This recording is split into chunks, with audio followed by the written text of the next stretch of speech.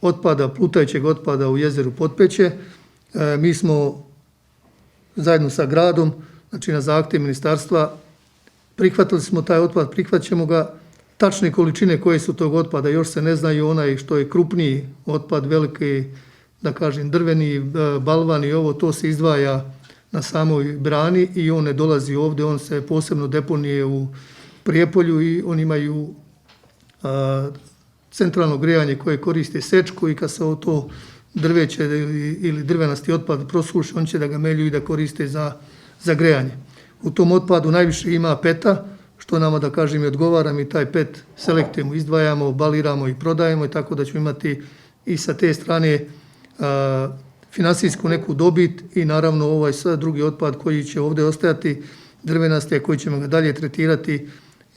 i za njega dobijamo neku naknadu, tako da ćemo ove godine po osnovu toga imati vjerovatno dobre prihode gdje ćemo moći lakše da neke stvari još nabavimo i da radimo. Suština je da sve što dođe iz jezera koji se skupi otpad, taj plutajući neće završiti, ništa neće ići na telo deponije.